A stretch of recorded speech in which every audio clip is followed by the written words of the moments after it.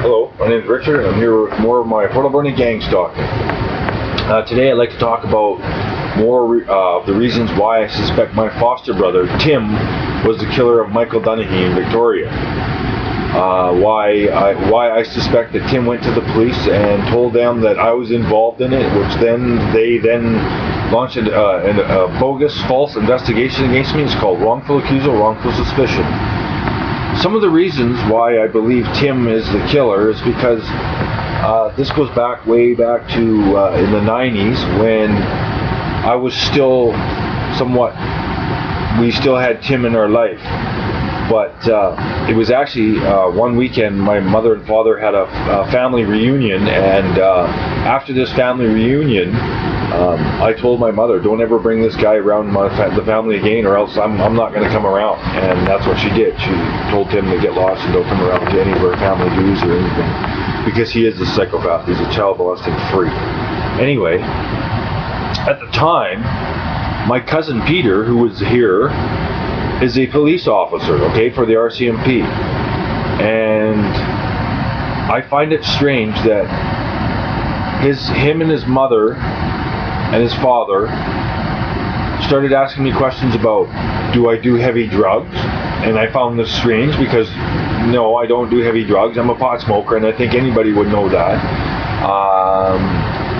Also, they asked if I drove around the island. Do I drive around the island and stuff? And I'm thinking to myself, what? Drive around the island picking up kids like Tim does, you mean? Like, I wasn't stupid. I was I was well aware that Tim had already gone to the police and told them a bunch of bullshit lies about how I helped him and blah blah blah. Because the fact is, Tim is the killer, okay?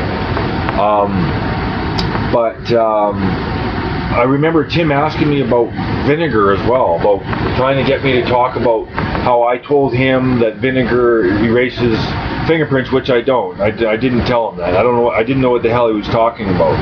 But anyhow, he kept trying to steer the conversation towards this vinegar, and I'm thinking, what the hell is he talking about?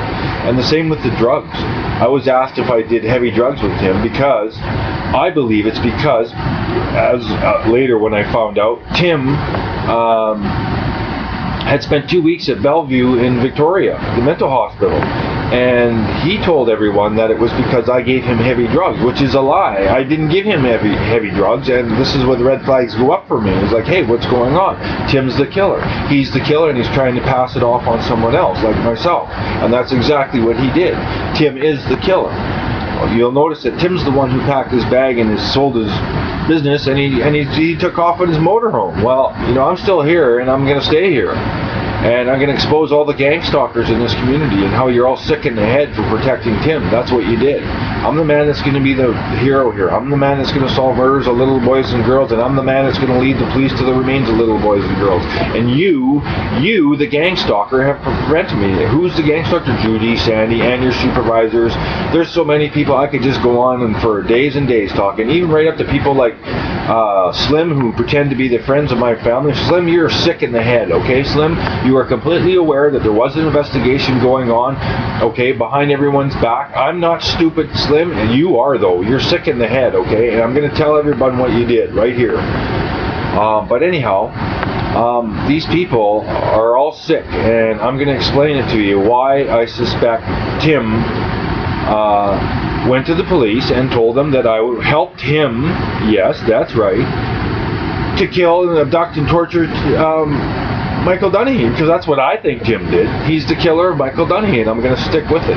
Now, this is the reason I'm writing a letter to I wrote that letter to Global, because I want the answer. Did Clifford Robert Olson write letters to a guy on Vancouver Island named Tim Kelly? Because Tim Kelly is the name that this Tim would use, because that was the name he used to go by when he was younger. And I believe if he wanted to steer away from his real name, that's the name he would use, is Kelly. So the question is it true? Did Clifford Robert Olson write letters to someone on Vancouver Island named Tim Kelly? I think it's sick that the media knows and not says anything. That's disgusting. But I want you to know, the viewer, that there is reasons why I suspect Tim as being the killer of Michael Dunahee, and as to why he helped the police launched this bogus investigation against me. It's so they could destroy my life, because I am the whistleblower about John Robin Sharp and Clifford Robert Olson. It's a sick, long story, and I'm not going to hurt anyone. I'm going to write it into a story, and I'm going to tell it right here, okay? This isn't it. Think of this as the rough copy. I'm just letting you know what's going on, okay? So, in the meantime, please keep going to gangstalkingworld.com. Catch Citizens Against Technological Community-Based Harassment. Go to the War on Whistleblowers at a site called stopcovertwar.com. There's many sites you can go to. Go to YouTube. Check out Mars Boy. Check out him and his videos. They're all pretty accurate of the sick group of people that they use to destroy the life of innocent people like myself. And I'm going to expose them all. I'm going to talk about how they used Tim. And if everybody thinks Tim is innocent, well, fine. I don't. I'm going to let you be with this video for now. Like I said, go to those gang stalking sites, check it out, and educate yourself. And I'm going to come back with more about why I suspect Tim is helping the police. And I think you should check into it too. Thank you, and bye for now. Remember, God loves you more when you use cannabis and hemp.